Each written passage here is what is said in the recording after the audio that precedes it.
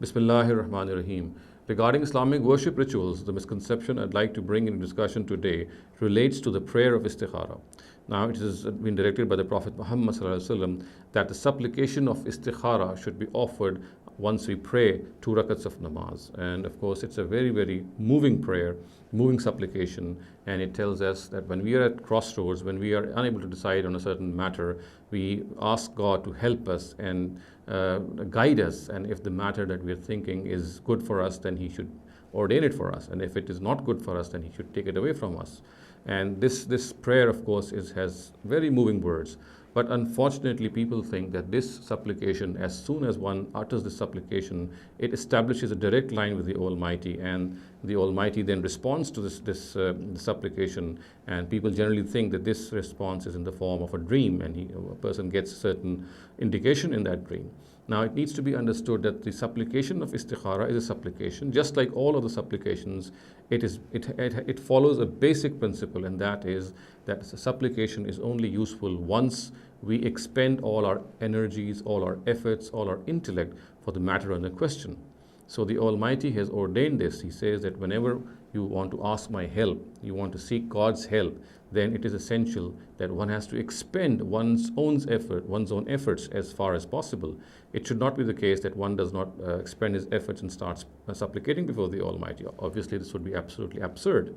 So when we pray Istikhara, when we supplicate for the Istikhara prayer, then we have to expend all our intellect and all our energies and all our efforts and all our experience to find out what the right course of direction in a matter is. If we are in a deadlock, then the correct way is not to just give up and start supplicating. The correct way is to first expend all our intellect, all our mental energies and our mental abilities to find out the solution, and at the same time then pray to the Almighty to help us. Again, there's another misconception that at times people think that this help is provided by God as soon as we pray this supplication of Istikhara in a dream. So some indication comes to us in a dream.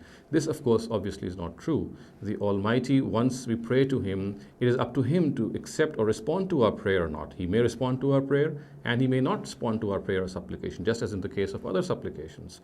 So if He chooses to respond to our prayer, it could be a number of things that He could do. For example, it could be an indication in the dream. It could be something which comes into our mind. We can get a brain wave. We can meet a person and he suddenly gives us an idea. So there could be a number of ways in which the Almighty helps. But again, this help is something which has a number of multifarious ways in which it is done. It is not just through a dream. Again, as I said, this could be the case as well, that He does not wishes to respond to our prayer or supplication at all. Again, that could be an outcome as well, and we should be ready to face that outcome. Also, we think that there are certain pious people through which Istikhara should be done, and Istikhara would be something that if they indicate something, if they get some indication in their prayer or in their dream, then this would be sufficient for us. This again is a wrong notion. Istikhara is a prayer, and this is something which should be done by the person himself. Whatever he is, whether he is to pray before the Almighty, and he should know that this supplication will only hold any value before the Almighty after he expends all his intellect, all his mental energies in the matter under discussion. And again, after that too, he might not get any response from the Almighty at all, and he has to be content with that, because the Almighty, of course, when He does something, He does taking into view the collective good of the person.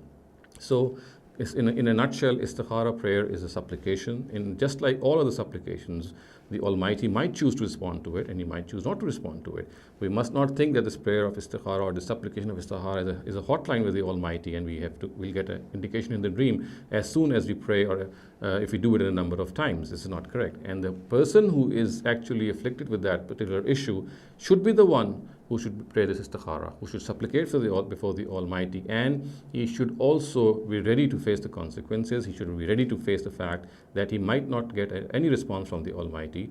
And also, an important thing is that if there is something that he finds in his dream which is against experience, which is against intellect, which is against established norms of sense and reason, then he should not reject that. He should not accept such things. Dreams, of course, are not a certain way, and also at times there are a number of symbolic things in a dream which one sees. So whatever one sees in a dream, again, it should not be something which overrides our intellect. It should not be something which goes against our intellect. And if it does, we should not accept it. So, if with all these conditions, with all these requisites, we should try to understand that the prayer of istikhara or the supplication of istikhara is a prayer before the Almighty. It's a supplication before the Almighty, and the Almighty may or may not choose to respond to it. أقول قولي هذا واستغفر الله لي ولكم ولسائر المسلمين والمسلمات.